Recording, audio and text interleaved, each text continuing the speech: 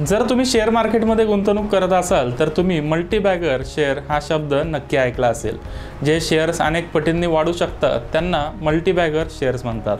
उदाहरणार्थ 16 नोव्हेंबर 2022ला आम्ही मनी9 मराठीवर टिटागर वॅगन्सचा शेअर 172 रुपयाला कव्हर केला होता। हा शेअर सध्या 1070 रुपयाला ट्रेड करतोय, म्हणजेच मागच्या 1 वर्षात हा शेअर तब्बल 7 पट वाढलाय।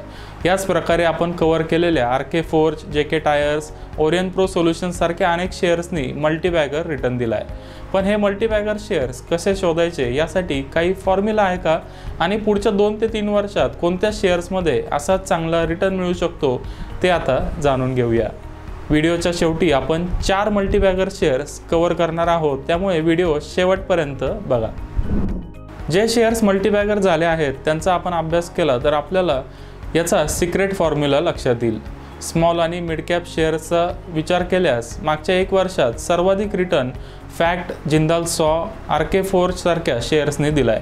1 वर्षापूर्वी या तिन्ही शेअर्समध्ये एक गोष्ट कॉमन होती, ती म्हणजे या शेअर्सचा फायनान्शियल ट्रॅक रेकॉर्ड चांगला होता आणि त्यावेळेचा त्यांचा पी रेशो 20 पेक्षा कमी होता। मागच्या 10 वर्षात फॅक्ट अर्थात फर्टिलायझर्स अँड केमिकल्स त्रावणकोरचा नफा 25 पट वाढलाय आणि हा शेअर 1 वर्षापूर्वी केवळ 12च्या पी रेशोला ट्रेड करत होता।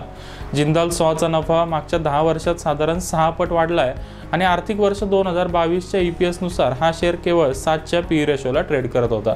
तर आरके फोर्जचा नफा मागच्या 10 वर्षात तब्बल 30 पट वाढलाय आणि हा शेअर केवळ 17च्या पी रेशोला ट्रेड करत होता। या सगळ्या शेअर्सचा विचार केला तर एक गोष्ट आपल्या लक्षात येईल, ती म्हणजे या कंपन्यांचा फायनान्शियल ट्रॅक रेकॉर्ड चांगला होता आणि सगळ्यात महत्त्वाचं म्हणजे या सगळ्या शेअर्सचा पी रेशो 20 पेक्षा कमी होता। आता यातून आपण मल्टीबॅगर शेअर्स शोधण्यासाठी एक फॉर्म्युला बनवू शकतो। ज्या कंपन्यांचा नफा मागच्या 10 वर्षात किमान 5 पट वाढलाय असे शेअर्स आपल्याला शोधायचे आहेत।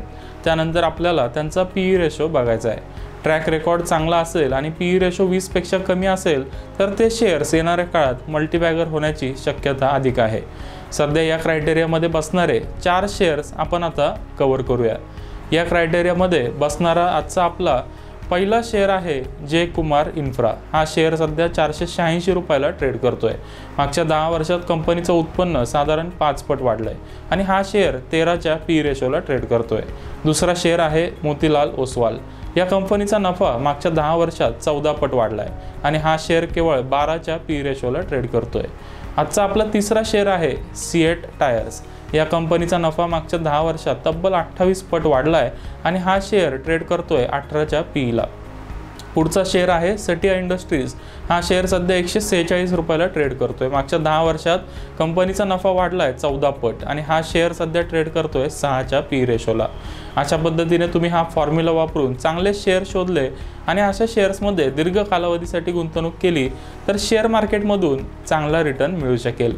या शेअर्समध्ये जोखीम कमी करण्यासाठी तुम्ही टेक्निकल ॲनालिसिसचा वापर करू शकता।